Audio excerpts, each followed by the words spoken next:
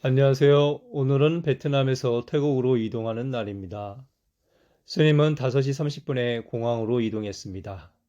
숙소에서 나와 차를 타려고 하니 베트남 전법 활동가들이 스님을 배웅하기 위해 새벽부터 나와 있었습니다. 그래서 전법 활동가들과 함께 공항으로 이동했습니다. 스님은 전법 활동가들에게 베트남 일정 중에 느낀 점들에 대해 이야기했습니다.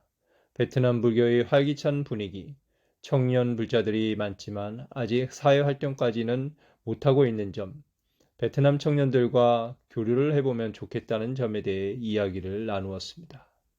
비행 시간이 가까워지자 스님은 앞으로 활동가들이 활동할 수 있는 공간을 베트남 절 안에 마련해 보자고 하며 작별 인사를 나누었습니다. 8시 45분 비행기를 타고 태국으로 이동했습니다. 태국에 도착하자 황소연 님이 남편분과 함께 스님을 기다리고 있었습니다. 스님은 반갑게 인사를 하고 태국 교민법회 장소로 이동했습니다. 태국은 4월이 가장 더운 시기인데 오늘은 36도까지 기온이 올라가고 있었습니다. 황소연님은 날도 덥고 약 2주 정도의 휴일을 앞두고 있어서 오랜만에 열리는 오프라인 법회에 태국 교민이 어느 정도 참석할지를 염려했습니다. 스님은 법회가 열릴 한국문화원에 도착했습니다. 현지에 있는 활동가들이 법회를 준비하고 있었습니다. 법회가 시작되기 전에 한국문화원 원장과 교민 지도자 및 대사관 관계자 5명이 스님께 인사드리기 위해 찾아왔습니다.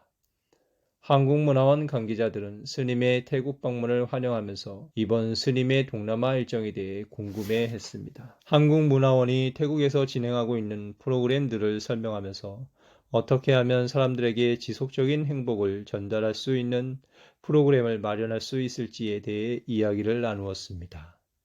강연 시간이 되어 강연장에 도착하니 우려했던 것과는 달리 약 100여 명의 교민들이 법회를 기다리고 있었습니다. 7명이 사전에 질문을 신청하고 스님과 대화를 나누었습니다. 그 중에 한 명은 코로나 시기 때 친구들이 갑자기 죽은 이후 밤에 잠을 자지 못한다며 어려움을 이야기했습니다. 저는 2019년도에 정년퇴직을 했습니다. 제 아내와 아이들은 모두 한국과 독일로 나가 생활을 하고 있습니다. 이후 코로나가 터져서 저는 혼자 태국에 남아있는 상황이고요.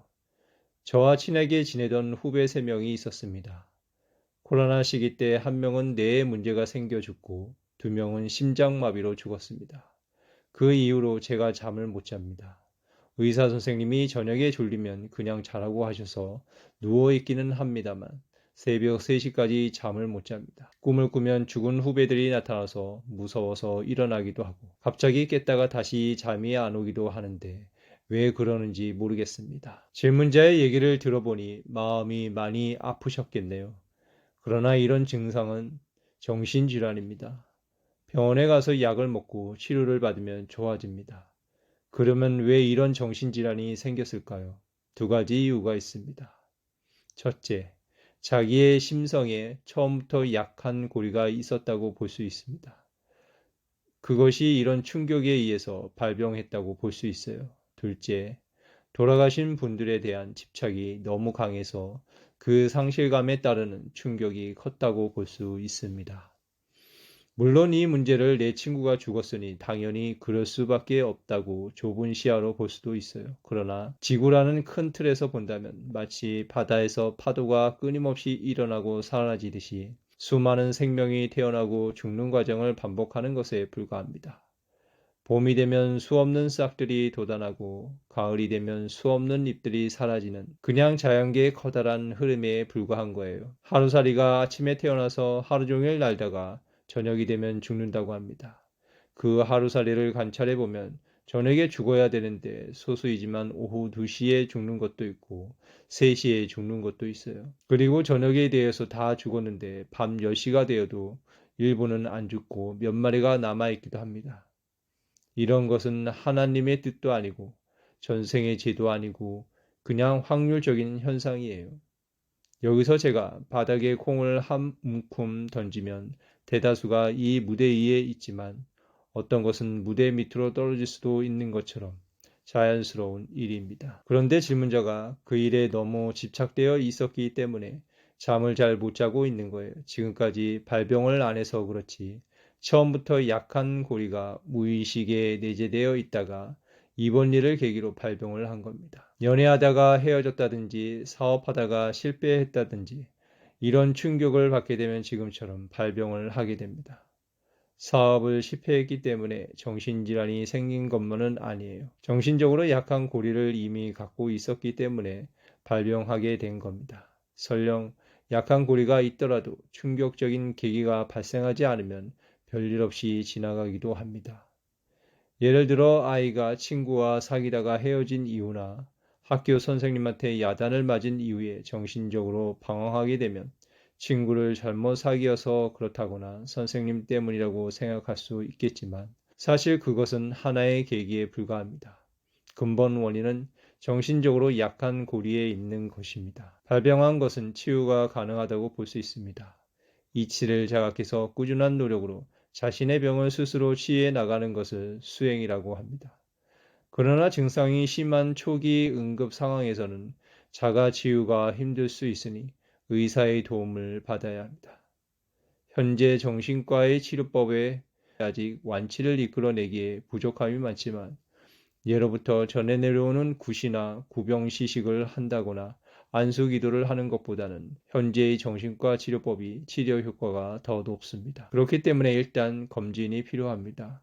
치료를 받으면서 동시에 운동을 하고 잠을 푹 자야 합니다. 하루에 2만 보 이상을 걸어서 푹 잠들면 신경의 긴장도가 떨어지거든요. 가능한 정신적인 노동보다 육체적인 노동을 하는 것이 좋습니다. 예를 들어 명상이나 불교 교리를 공부하는 것보다 절이나 연보를 하는 쪽이 치유에 도움이 됩니다. 여러 운동 중에 정신 치유에 도움이 되는 것으로는 절하는 것과 걷는 것이 있습니다. 많이 걷고 피곤해서 푹 자는 것과 절을 하루에 300배에서 500배 정도 하는 것은 치료에 큰 도움이 됩니다. 절을 할 때 횟수를 채우기 위해 빠르게만 하는 것은 극기 훈련일 뿐이니까 천천히 절하는 게 좋아요. 산책하는 것보다는 약간 빠른 걸음으로 몸에 땀이 날 정도의 속도로 많이 걷는 것이 건강에 좋습니다. 감사합니다. 앞으로 운동 열심히 해서 잠을 잘 자도록 하겠습니다. 법회 후에는 책 사인회가 있었습니다. 스님은 문화원 관계자들에게 장소 대여에 대해 감사 인사를 나누고 봉사자들과 함께 뒷정리를 했습니다. 법회를 마치고 스님은 슐락 박사와의 저녁 약속 장소로 이동했습니다. 슐락 박사는 INEB 창립자로 스님과 오랜 인연을 이어오고 있습니다. 스님은 슐락 박사의 90세 생신을 기념하고 건강을 기원했습니다. 슐락 박사와의 시간을 마치고 스님은 숙소로 돌아와 원고를 교정했습니다. 내일은 태국의 비구니 스님 사찰을 둘러보고 금요 중문지살 방송을 할 예정입니다.